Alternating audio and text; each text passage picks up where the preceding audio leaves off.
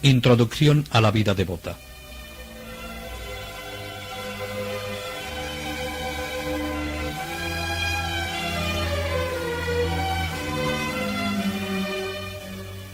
La actividad de Francisco era intensa y sabía combinar perfectamente la fidelidad en su vida espiritual con una gran actividad apostólica.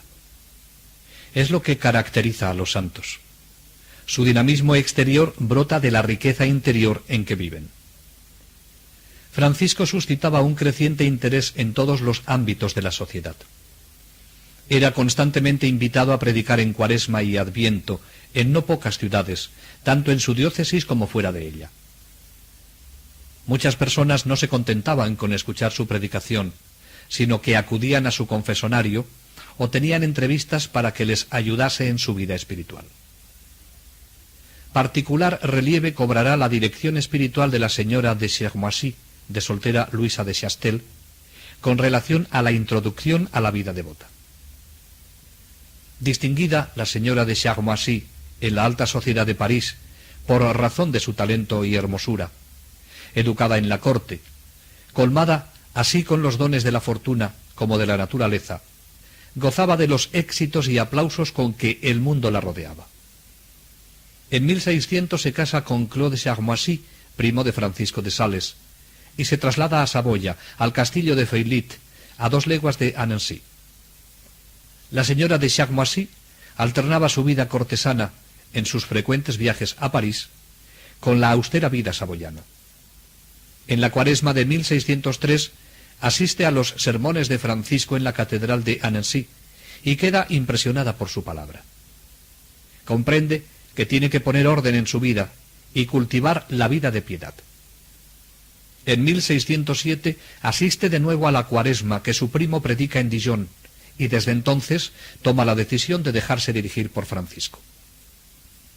La instruyó primero de palabra, con el fin de que pudiera comprender mejor sus instrucciones y para proporcionarle un medio de repasar a menudo sus enseñanzas, meditarlas y penetrarse bien de ellas. Creyó conveniente ponerle las explicaciones por escrito, al mismo tiempo que le seguía orientando de palabra.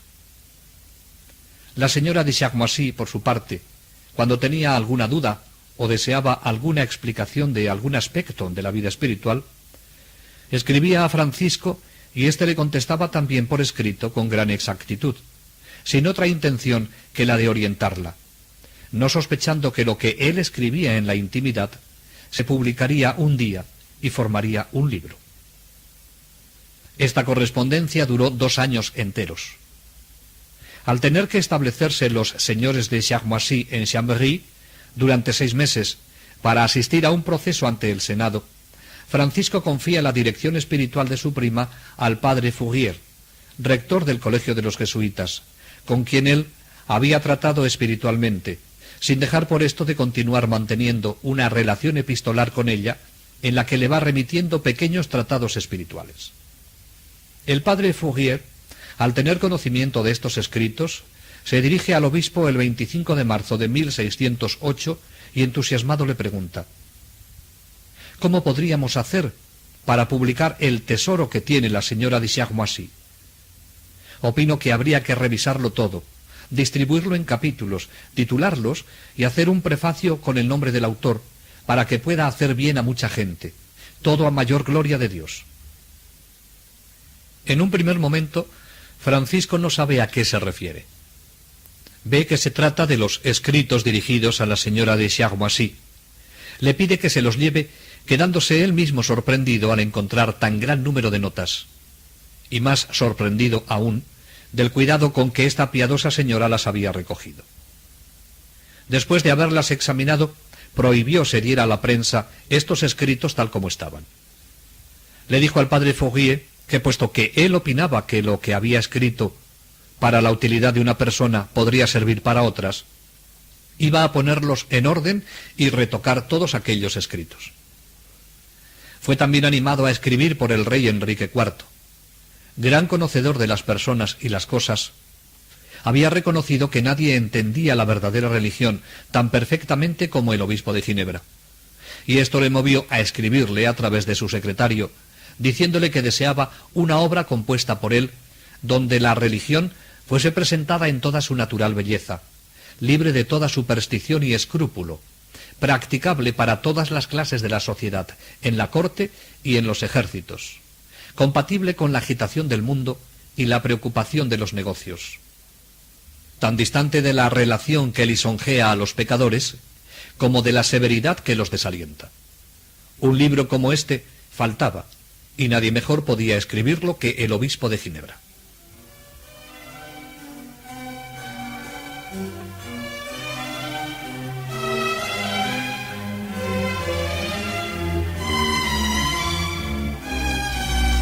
Alentado Francisco por toda esta serie de circunstancias en las que descubría la voluntad de Dios, se puso a ordenar y completar el material que tenía. Dispuso, en el orden en que se encuentran hoy, estos bellos textos de la piedad cristiana, que su pluma había escrito según se le ocurría espontáneamente y sin ninguna idea de reunirlos y publicarlos algún día. Suprimió algunas cosas, añadió otras, y sólo ofrece la obra para ser editada cuando la encuentra suficientemente madura. Para comprender bien el carácter propio de esta obra, es necesario ponerse en el punto de vista en que se colocó el autor. En su tiempo existían dos errores igualmente funestos. Unos querían hacer la piedad tan sublime y tan austera que la hacían inalcanzable. Otros querían acomodarla a los gustos personales, rebajando las exigencias evangélicas, intentando hacer una extraña mezcla del bien y del mal. Sencillamente, la hacían mundana para hacerla fácil. Es el peligro que tenemos hoy. Francisco de Sales se propuso salvar estos dos escollos, discernir la verdadera devoción del rigorismo que aleja, pero dejándole al mismo tiempo el justo rigor que la verdad exige. Bajo su pluma, la devoción es noble, verdadera y llena de buen juicio. La cortesía de las costumbres, el espíritu de sociabilidad, todos los encantos de una piedad bien entendida, la acompañan, si se puede decir así. Y sin embargo no la suaviza para parecer más agradable, pues está presentada con su cruz, con sus espinas, con su desprendimiento, sus trabajos. La dulzura de Francisco se manifiesta en todos los lugares de este libro, exenta de debilidad, y su firmeza se manifiesta exenta de amargura. Al mismo tiempo, enseña a respetar el decoro, al cual llama Francisco la gracia de la virtud, a elevarse sobre la naturaleza sin destruirla, a volar poco a poco hacia el cielo, como las palomas cuando no pueden elevarse como las águilas. Es decir, enseña a santificarse en las sendas por donde el Señor nos llama. A lo largo de su lectura, el espíritu contempla con delicias la verdad en todo su esplendor, una verdad que está embellecida con máximas igualmente ingeniosas y profundas, expresadas con un estilo noble y majestuoso, corriente y natural, realzado con la precisión y pureza de las expresiones, unas veces finas y delicadas, otras vivas y tiernas, y siempre graciosas y variadas. Es lo sencillo con todo el mérito de lo bello, porque todas las ideas están expresadas con la palabra más propia, y todas las palabras embellecen el pensamiento. Al leer estas páginas, experimenta el corazón un gusto inexplicable, porque la dulzura del sentimiento hace gustoso el precepto. La delicadeza de las consideraciones lo hace aceptar. El candor ingenioso y la bondad del autor, que se expresa sin quererlo a sí mismo, la hacen amar. La persona, al leer y meditar estos textos, se ve impulsada a practicar la verdadera piedad. En la obra aparecen unas características que ponen de manifiesto las cualidades del autor y lo que pretende. El autor es un teólogo muy bueno, extraordinario. Tiene en su cabeza unas ideas muy claras y sobre todo las vive. Este teólogo es obispo. Predica en diferentes ciudades. Se pone en contacto con personas de muy diversa condición. Tiene sobre sí responsabilidades pastorales y piensa que un libro puede ser útil para lo que él propone. Trata de obtener con él personas habituadas a la oración, firmes en sus criterios cristianos, decididas a dar testimonio, prestas a colaborar en el apostolado, a las que con una terminología hoy inusual, pero entonces en plena vigencia, llama devotas. Y lanza un libro, una especie de manual de formación de personas selectas que quieren vivir su cristianismo en forma comprometida. El libro que edita se titula Introducción a la vida devota. Este libro tiene un estilo cordial e intimista, como quien acompaña al que quiere encontrar cómo vivir en santidad y justicia, cómo conocer y cumplir la voluntad de Dios, cómo conseguir la verdadera devoción. Es un lenguaje sencillo, sin artificios. Escribe sencillamente para ser comprendido por toda clase de personas. Él mismo dice: todo lo he escrito sin tener el sosiego necesario, por lo cual no verás aquí nada exacto, sino tan solo un amontonamiento de advertencias de buena fe, explicadas con palabras claras e inteligibles. Por lo menos, este ha sido mi propósito. Y en cuanto al resto de las galas del lenguaje, no he querido siquiera pensar en ellas, porque tenía otras cosas que hacer. Tampoco usa citas eruditas, porque, según explica, los doctos no tienen necesidad de ellas, y a los demás les trae sin cuidado. La obra está llena de imágenes literarias y comparaciones que no busca, sino que le salen al paso según va escribiendo. Sus capítulos son breves, sus frases cortas y precisas.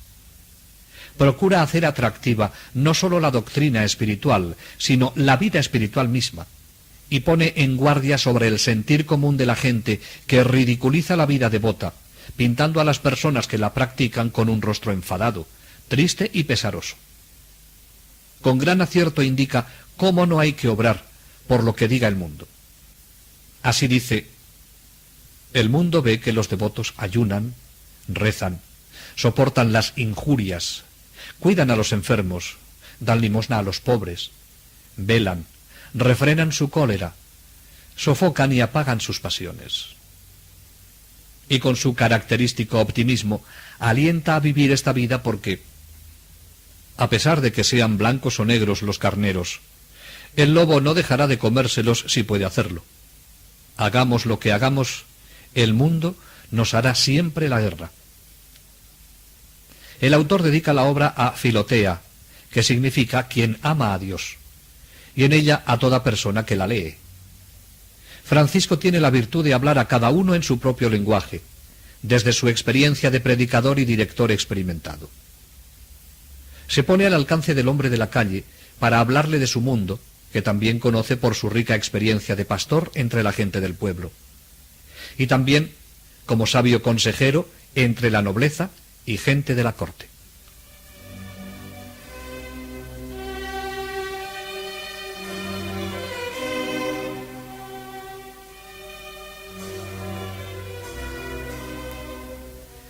La devoción a que se refiere Francisco mantiene gran actualidad y no hay más que leer su explicación para entender lo que significa. La verdadera y viva devoción, oh Filotea, presupone amor de Dios, y antes no es otra cosa sino un verdadero amor divino. Y no amor como quiera, porque en cuanto el amor divino hermosea nuestra alma, se llama gracia, haciéndonos agradables a su divina majestad. En cuanto nos da fuerza de bien hacer, se llama caridad. Mas cuando llega al grado de la perfección, en el cual no solamente nos hace bien hacer, sino obrar cuidadosa, frecuente y puntualmente, entonces se llama devoción. En realidad, la devoción no es otra cosa que la llamada a la santidad, y en su correspondencia explica ampliamente lo que significa la devoción y los medios para alcanzarla. La virtud de la devoción no es otra cosa que una general prontitud e inclinación del espíritu para hacer lo que conoce que es agradable a Dios. Es aquella dilatación del corazón, de la cual decía David: he corrido por los caminos de vuestros mandamientos, cuando habéis dilatado mi corazón. Los que son simplemente personas de bien, andan por los caminos de Dios, pero los devotos corren por ellos, y cuando son muy devotos, vuelan. A continuación indica las reglas que hay que observar para ser verdaderamente devoto. Ante todo, es necesario observar los mandamientos de Dios y de la Iglesia, que obligan a todos los cristianos y sin cuyo cumplimiento no puede haber devoción alguna. Esto lo saben todos. Además de los mandamientos generales, hay que guardar cuidadosamente los mandamientos particulares que se refieren al propio estado de cada uno. Y quien así no lo hiciese, aunque resucitase muertos, no dejaría de ser culpable de pecado. Francisco habla con claridad y es sumamente práctico. Por si alguno tuviese alguna duda, lo explica. Por ejemplo, está mandado a los obispos que visiten sus diócesis, que enseñen a sus ovejas, que las dirijan y las consuelen. Si un obispo permanece toda la semana en oración y ayuna durante toda su vida, pero no hace sino esto, se perderá. Si una persona que vive en matrimonio hace milagros, pero no obedece a su marido en las cosas que se refieren a los deberes de su estado, y no se preocupa de la educación de sus hijos, es peor que un infiel, dice San Pablo, y así de lo demás. He aquí dos clases de mandamientos que hay que observar con todo cuidado, como fundamento de toda devoción. Y sin embargo, la virtud de la devoción no consiste en observarlos, sino en observarlos con prontitud y de buena gana. Y como buen director, cuando dice que la devoción consiste en observar los mandamientos de Dios y de la Iglesia, pero con prontitud y de buena gana, va a indicar los medios para conseguir esta virtud. Para adquirir esta prontitud, en la cual consiste la virtud de la devoción, hay que acudir a varias consideraciones. La primera es que Dios así lo quiere, y es de razón que hagamos su voluntad, pues para esto estamos en este mundo. Todos los días pedimos que se haga su voluntad, y cuando se presenta la ocasión, la hacemos a regañadientes. Nos ofrecemos a Dios continuamente y le decimos sin cesar: Señor, soy vuestro, aquí tienes mi corazón.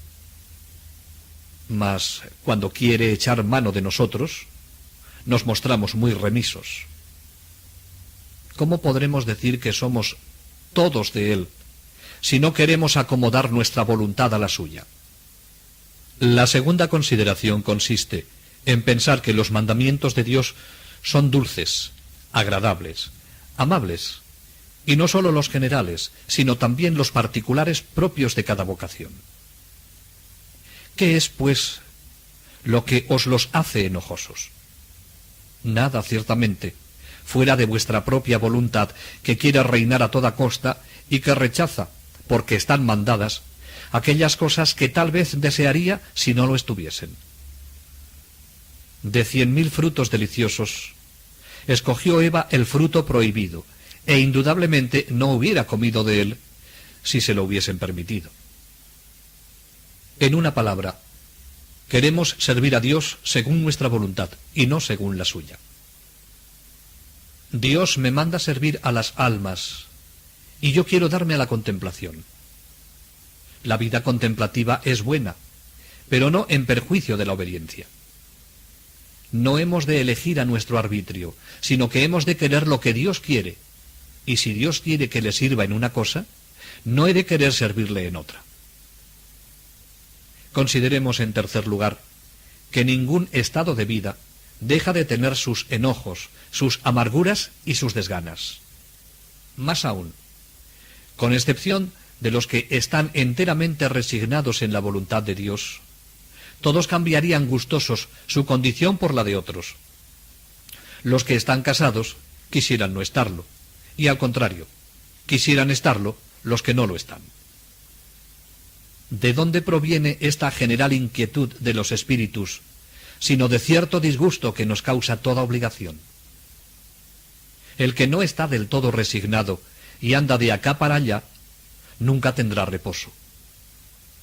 Pero, sigue diciendo el santo, para ser devoto de verdad, no sólo hay que hacer la voluntad de Dios, sino que, además, es menester hacerla alegremente. Si yo no fuese obispo y supiese lo que ahora sé, tal vez no quisiera serlo. Pero puesto que lo soy, no solo estoy obligado a hacer lo que esta penosa obligación requiere, sino que he de hacerlo con gozo y he de sentir en ella placer y bienestar. Y da un paso más. Pero no debéis ser únicamente devoto y amar la devoción, sino que además debéis hacerla amable, útil y agradable a todos. Los enfermos gustarán más de vuestra devoción si se sienten, gracias a ella, caritativamente consolados. Y vuestra familia, si se ve que atendéis más a su bienestar, que sois más tratables en las contingencias de los quehaceres, más dulce en el reprender a los que están sujetos a vuestra obediencia. De esta devoción es de la que habla Francisco en su libro. Por tanto, la devoción no es otra cosa que una agilidad espiritual, por medio de la cual la caridad actúa en nosotros pronta y eficazmente. Es propio de la caridad hacernos practicar todos los mandamientos de la ley de Dios, y es propio de la devoción hacer que los llevemos a la práctica con celo, con prontitud y con diligencia. Además, debe hacerlo con alegría y hacerla útil, amable y agradable a todos.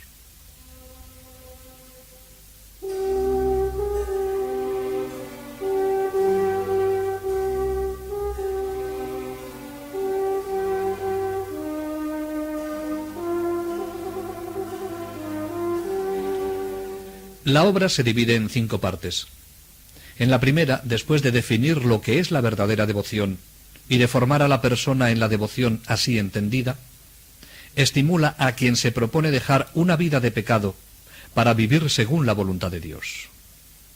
Francisco indica la necesidad y el modo de purificarse de todo pecado, del afecto del pecado y de las malas inclinaciones. Porque, dice, así como no hay bien natural que no se pervierta con los malos hábitos, así no hay tampoco un natural tan rebelde que, primero con la gracia de Dios y luego con el cuidado y diligencia, no llegue a ser vencido y subyugado.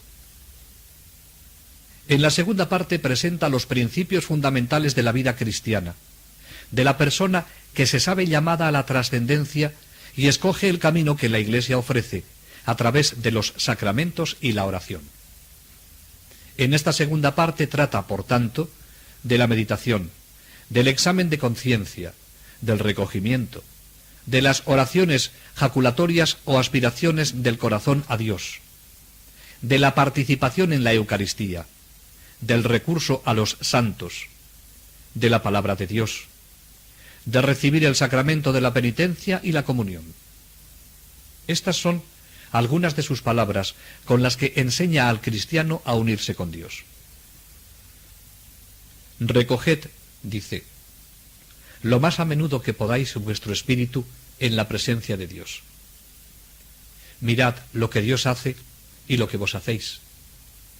Veréis sus ojos constantemente dirigidos hacia vos, y en vos fijos por un amor incomparable.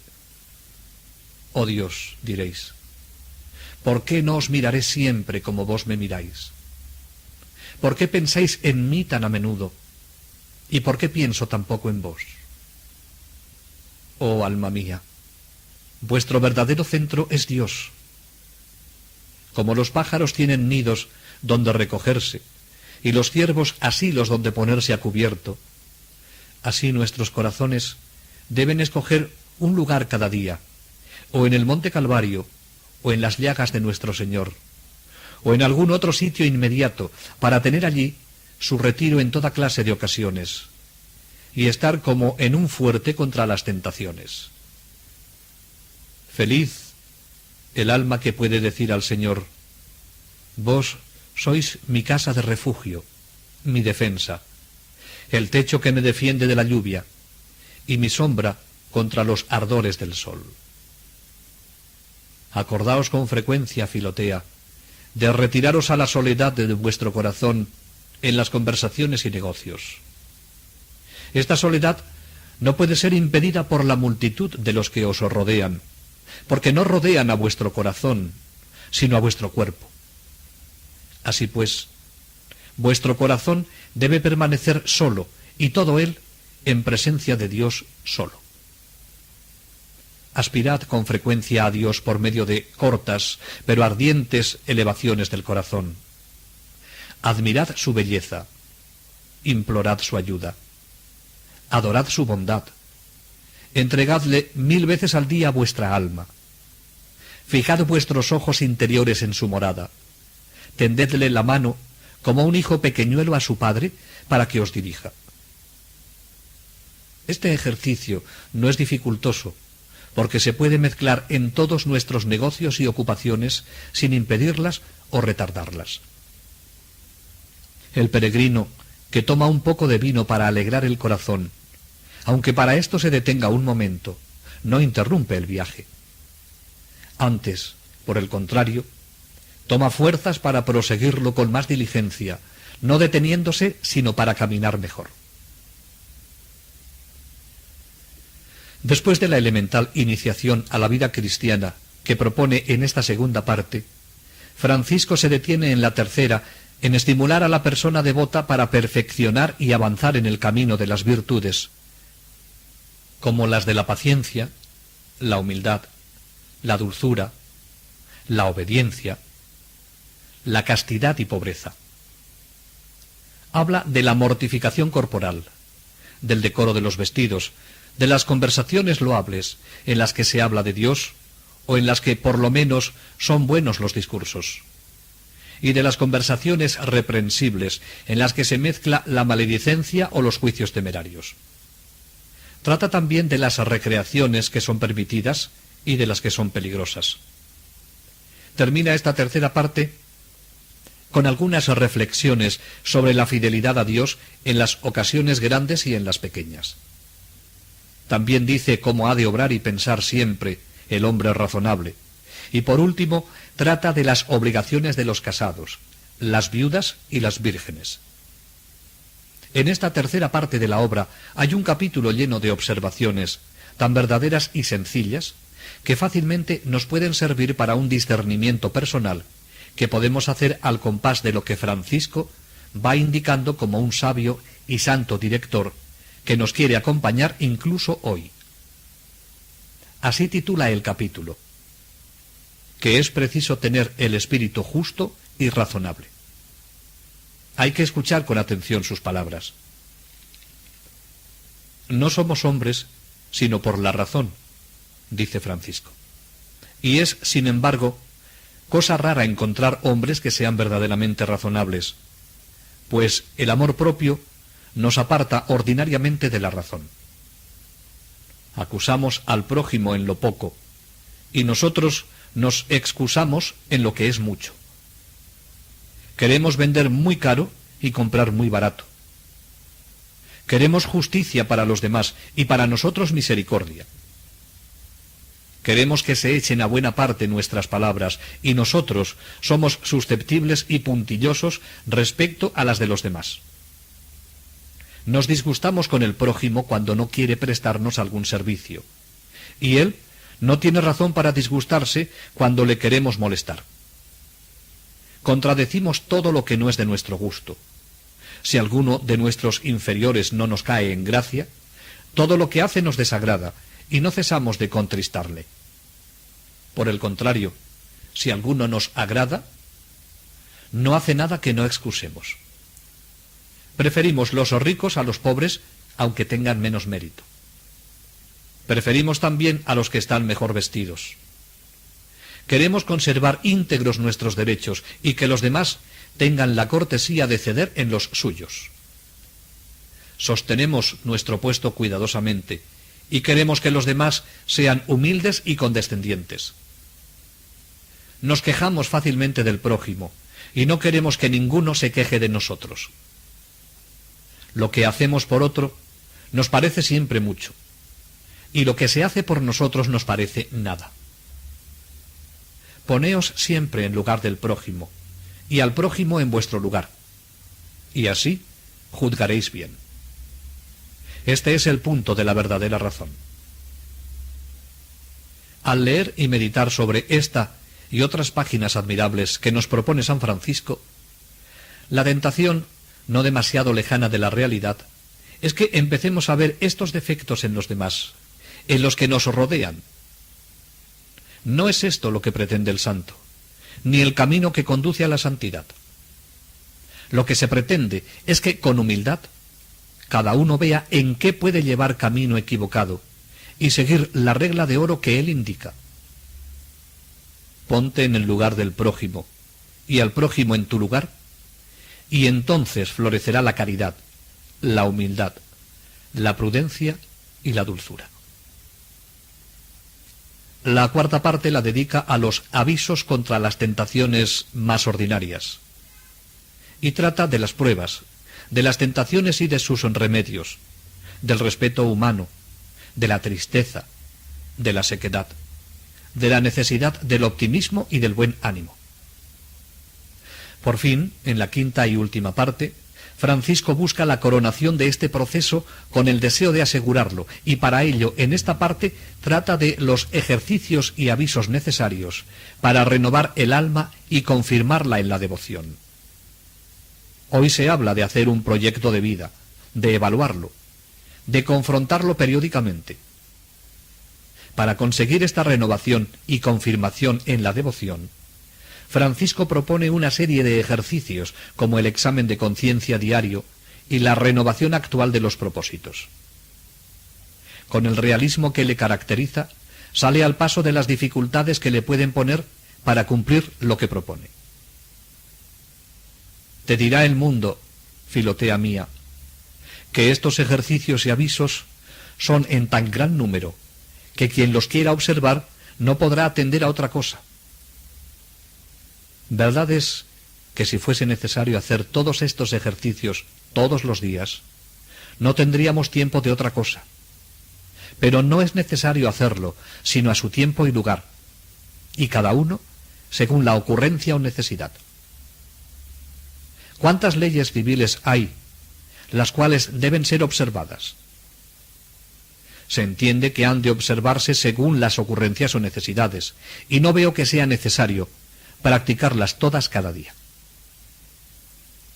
Con este sentido realista y optimista, Francisco, a través de esta obra, sigue acompañándonos y mostrándonos el camino para vivir con fidelidad y sencillez nuestro compromiso bautismal y evangélico. Su lectura, y sobre todo la puesta en práctica de sus consejos, nos ayudará a conseguirlo. La introducción a la vida devota puede considerarse la mejor obra de San Francisco de Sales, y le sitúa entre los escritores espirituales más leídos de todos los tiempos, al lado de Tomás de Kempis o Teresa de Jesús. Su lenguaje y su doctrina mantienen plena actualidad para quienes aspiren a una vida espiritual más profunda, para ser fieles a la vocación a la santidad, a la que todos estamos llamados.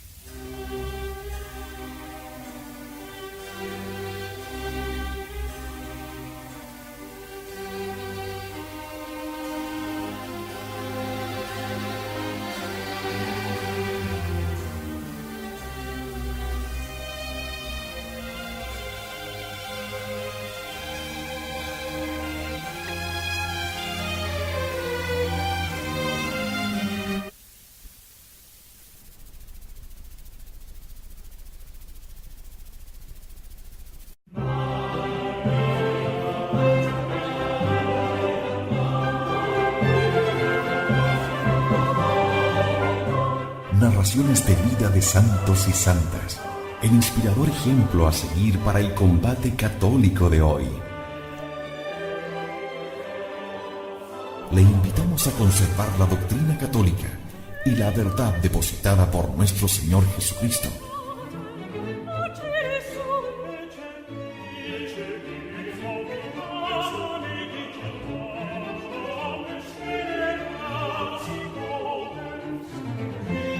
Somos Convicción Radio, auténtico catolicismo, por la gloria de Dios y la salvación de las almas.